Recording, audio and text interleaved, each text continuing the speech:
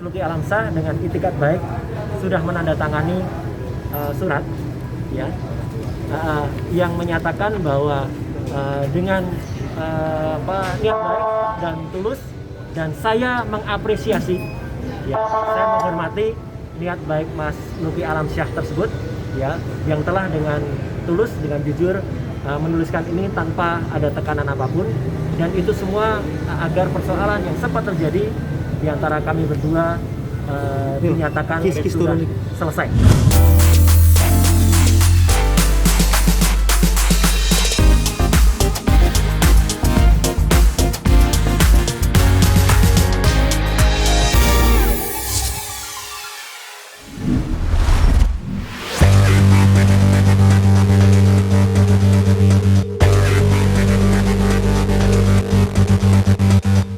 Sempat melaporkan Luki Alamsyah yang dianggap telah mencemarkan nama baiknya lantaran mengunggah foto mobil miliknya pasca peristiwa tabrakan antara dirinya dan Luki. Roy Suryo akhirnya membuka pintu damai kepada Luki usai keduanya menjalani mediasi di Polda Metro Jaya pada Jumat 30 Juli 2021 kemarin. Dalam mediasi tersebut, Roy sebagai pelapor mengajukan 4 syarat kepada Luki sebagai terlapor, yakni meminta maaf kepada Roy Suryo dan seluruh rakyat Indonesia, menghapus postingan Instagramnya tanggal 22 Mei 2021 yang masih ada hingga kini, menulis lagi kronologi sesuai peristiwa sebenarnya yang ada di berita acara pemeriksaan atau BAP, lalu dipublikasikan ke semua media, serta mencabut laporan Luki terhadap supir mantan Menteri Pemuda dan Olahraga tersebut di Polres Jakarta Timur. Tampak tak ingin kasus di antara keduanya terus berlanjut, akhirnya syarat tersebut pun disetujui oleh Luki. Pesinetron kelahiran 4 Februari 1973 tersebut menuliskan permintaan maafnya kepada Roy dan seluruh rakyat Indonesia pada selembar kertas yang dibubuhi tanda tangan bermaterai. Tak sampai di situ, permintaan maaf tersebut pun kembali disampaikan Luki secara lisan di hadapan awak media usai proses mediasi dilakukan. Dan setelah melakukan perdamaian tersebut, selanjutnya Roy dan Luki pun siap untuk mencabut laporan yang telah dibuat keduanya satu sama lain, serta menandatangani surat perdamaian yang akan mengukuhkan jika perselisihan secara hukum di antara Roy dan Luki telah benar-benar berakhir. Saya dan sahabat saya, ya, saya sudah menyebutnya sahabat saya, Mas Muhammad Amin Alamsyah alias Mas Luki Alamsyah, kami telah berhasil mensepakati dan kami melaksanakan sesuai dengan apa yang dikeluarkan oleh Kapolri dengan restoratif justice tentang nomor 02 /11/2011 2021 tentang penyelesaian kasus yang menyangkut undang-undang ITE atau menyangkut pencemaran nama baik. Jadi pada intinya hari ini Mas Luki Alamsyah dengan itikat baik sudah menandatangani surat ya, yang menyatakan bahwa dengan niat baik dan tulus, dan saya mengapresiasi ya, saya menghormati niat baik Mas Luki Alamsyah tersebut ya, yang telah dengan tulus, dengan jujur menuliskan ini tanpa ada tekanan apapun, dan itu semua agar persoalan yang sempat terjadi di antara kami berdua dinyatakan sudah selesai ya, gitu. Meskipun memang ada juga syarat yang lain yang dalam proses penyelesaiannya, antara lain Mas Luki Alamsyah akan take down atau akan menurunkan unggahan instastory-nya beberapa waktu yang lalu ya, yang kemudian sempat persoalan itu muncul mulai dari tanggal 22 Mei 2021 sampai dengan hari ini tanggal 30 Juli 2021. Yang kedua, nanti Mas juga akan bersama kuasa hukumnya juga tidak akan memperpanjang kasus ini, termasuk mencabut laporannya ke Polres Jakarta Timur karena yang bersangkutan sempat juga melaporkan driver saya ya ke Polres Jakarta Timur, dan itu akan dicabut juga. Jadi intinya saya nggak ingin memperpanjang lagi, nanti saya persilahkan Mas Luki Alamsyah juga akan menyampaikan statementnya, dan juga nanti kuasa hukum kami Mas Fitra Ramadhani dan kuasa hukum dari Mas Luki Alamsyah. Hari ini intinya saya bersyukur kepada Tuhan Yang Maha Kuasa, kepada Allah SWT, dan kepada teman-teman semua. Ya, persoalan ini bisa kita selesaikan dengan baik. Kita tidak perlu memperpanjang masalah. Ada 4 poin yang disepakati. Jadi artinya saya sangat mengapresiasi ya benar dari jujur dari hati yang paling dalam saya mengapresiasi apa yang sudah disampaikan oleh Mas Luki tadi sebelumnya ketika memulai diskusi. Beliau menyampaikan bahwa persoalan ini insya Allah tidak akan terjadi kalau tadi masalah komunikasi ada. Jadi kesepakatan satu ada take down atau menurunkan unggahannya Insta story-nya Mas Luki yang sudah di pada tanggal 22 Mei, dan beliau tadi juga mengatakan sementara belum diturunkan karena apa? Waktu itu karena saya sempat mengatakan kalau diturunkan itu menghilangkan barang bukti. Gitu. Jadi beliau menghormati itu, jadi kita sepakat, oke, nanti akan di take down karena sekarang sudah masuk di highlight. Yang kedua, beliau membuat pernyataan yang sangat baik sekali, hitam di atas putih ini, ya, dari berdasarkan dalam, sehingga dengan ini nanti akan bisa dibantu oleh teman-teman untuk juga mensosialisasikannya, mempublikasikan. Sebenarnya ada dokumentasi juga tadi di dalam, tapi karena kita menghormati Mas Luki, menghormati dari kepolisian, maka dokumentasi itu memang tidak untuk sebarkan ya. Ketika Mas Luki tanda tangan, ketika kita bicara dan lain sebagainya. Dan yang ketiga adalah permintaan maaf juga untuk seluruh masyarakat Indonesia karena sudah sempat membuat kegaduhan ya, dan itu saya mengapresiasi.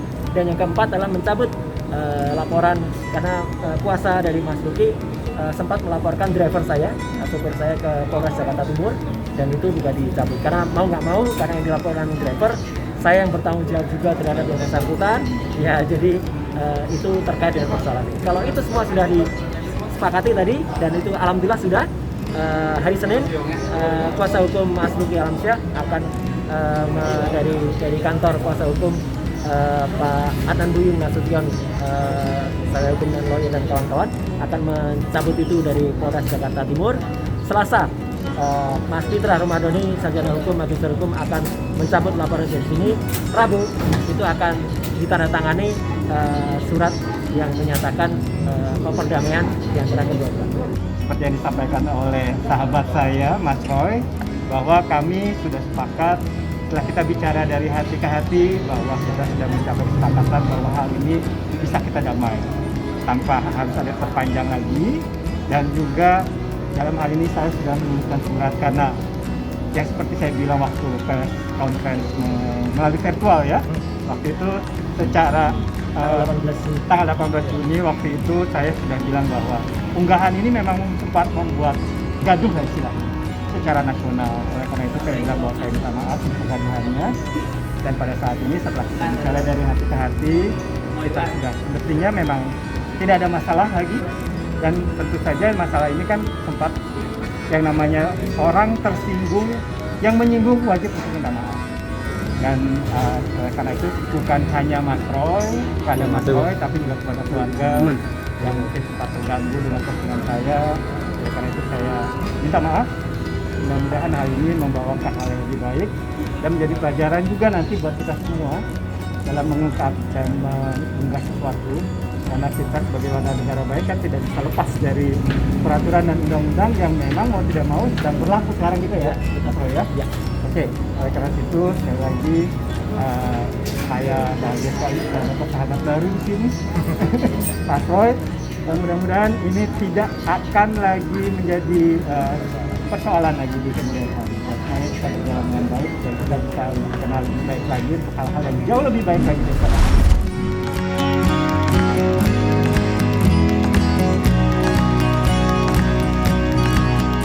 Sebelumnya, dalam peristiwa kecelakaan yang terjadi pada 22 Mei 2021 lalu, Roy dan Luki terlibat pertengkaran lantaran Luki merasa telah diserempet oleh mobil Roy. Namun merasa kesal lantaran menganggap Roy tak bertanggung jawab dengan kecelakaan tersebut. Artis yang pernah bermain dalam sinetron Doa Azizah pada 2018 lalu itu mengunggah pernyataan perihal kronologi kecelakaan tersebut di akun Instagramnya. Tak terima dituding tak bertanggung jawab dan merasa jika unggahan tersebut ditujukan kepadanya lantaran adanya inisial RS dan menyebut mantan menteri, Roy pun melaporkan Luki ke Polda Metro Jaya pada 24 Mei 2021 atas dugaan pencemaran nama baik melalui media elektronik. Namun, kini Lucky mengaku lega usai melakukan perdamaian dengan Roy. Bahkan saat ditanya awak media perihal adanya ganti rugi terkait kerusakan pada mobil keduanya, Lucky pun enggan menjawab dan memilih untuk mengambil hikmah dari apa yang telah dilakukannya di media sosial yang justru bisa mencelakakan dirinya. Beruntung, Roy merupakan sosok yang bijaksana sehingga ia pun bisa berdamai tanpa harus menjalani proses hukum.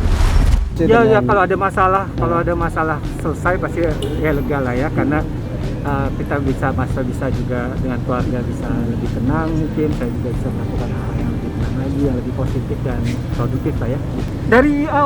Dari awal sebenarnya memang tidak ada maksud untuk pencemaran nama baik. Ya, seperti yang saya ungkapkan pertama itu bahwa ini kan hanya masalah kecelakaan aja. Dan Mas Roy juga secara pribadi juga cukup bijak untuk mengetahui semua. Dan apa yang saya sampaikan juga, Mas Roy itu kan ahli telematika ya. Jadi dia juga bisa men-trace itu, melihat apakah apa yang saya katakan, yang saya lakukan itu sesuai enggak di media sosmed itu. Dan itu bisa Mas Roy sendiri buktikan bahwa apa yang saya sampaikan, apa yang terjadi, ternyata Mas Roy juga melihat bahwa ya memang itu.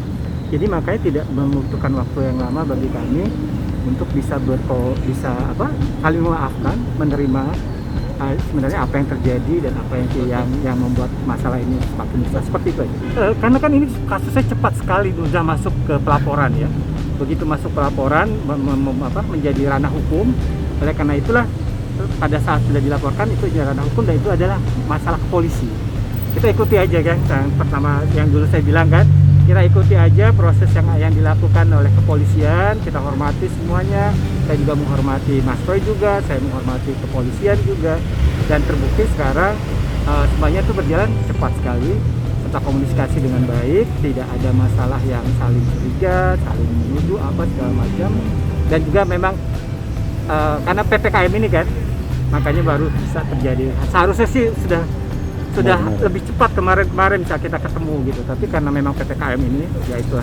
Enggak ada, udah selesai, jangan dibahas lagi, nanti mundur lagi. Hikmahnya tentu aja dalam mengungkapkan sesuatu kita harus lebih berhati-hati, karena mungkin banyak sekali fans saya, orang pengguna sosmed yang kebanyakan saudara-saudara kita yang tidak paham bahwa ada peraturan-peraturan yang memang berlaku di negeri kita ini kan gitu, terutama yang soal ITE dan segala macam itu yang soal publikasinya mungkin kurang dipahami lah istilahnya kayak gitu. Jadi untuk mengungkapkan sesuatu, marilah kita pergunakan sosmed itu lebih produktif, lebih positif, lebih hati-hati dan lebih bijaksana, itu aja sih.